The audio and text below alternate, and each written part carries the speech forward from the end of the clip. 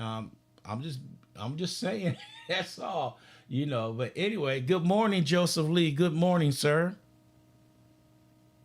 Ichiwa, good morning. How's everybody? Oh, we're doing How are good. you?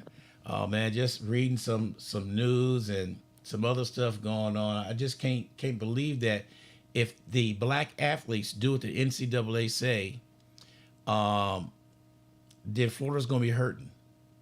They're going to be hurting. You hit them in the pocketbooks to wake them up, and now they're really going to be hitting the pocketbook. If they don't get the blue chip basketball, college, golf, whatever it is, athletes there, then they're in trouble. Well, I think, being a resident of Florida for a few years, I know how serious the Florida State and University of Florida rivalry is, you know, and it's going to be really interesting to see how willing Florida is going to be to stick by DeSantis and his antics and the overall, roll back the clock mentality Yeah. um, of Trump and his folks. But I think Florida's already in trouble, right? Yeah. For a lot of other reasons. This is just part of that fallout. When you are doing so blatantly obvious what you're doing trying to do with history, trying to spin things to take the clock back. And I was just thinking, I think we've talked about this, offline. And yes, listeners, me and Ron talk a lot outside of the radio station because he's a friend of mine, and I got my bill for international charges. So we talk a lot, in conversation and whatnot. But you know, um, it's really crazy if you think about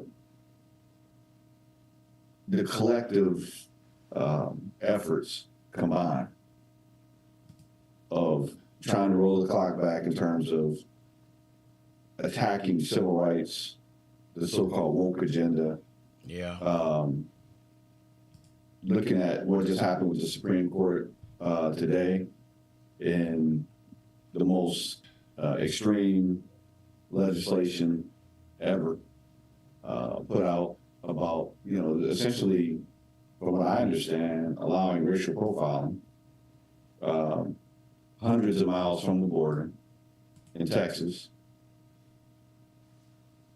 and people can be immediately deported back to Mexico. And I get that we're upset. The United States has been,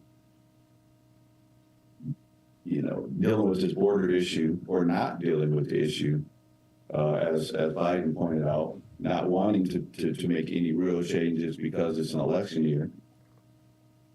And it's this hatred in the guise of trying to make America great again. That's what Yeah. they call it. But you put a post out there that was interesting. It said in the Bible that there would be a false prophet, Yeah. that a lot of Christians would follow. I saw that, man. I'm watching. I see all this stuff on social media.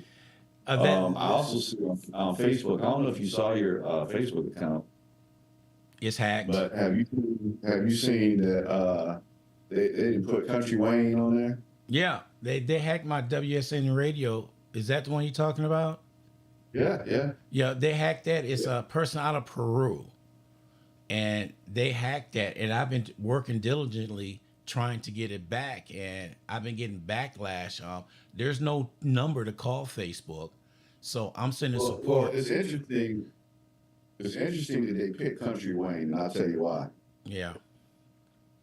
The topics that we talk about, whether you like the topics, whether you don't like the topics, they're serious topics.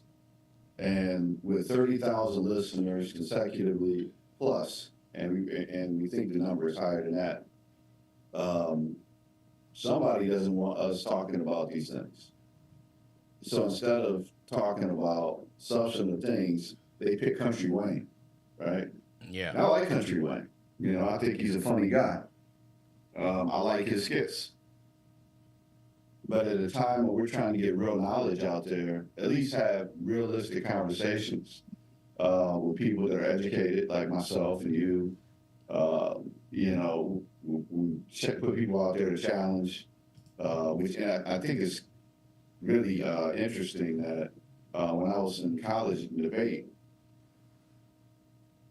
you know, we always had people that in debate they would always find an argument against you, you know, and it's crazy that nobody has like wrote in or called in or anything Yeah. to challenge the ideas that were out here. But there seems to be, supposedly, from what I see on the news, so many millions of people who are Trump supporters.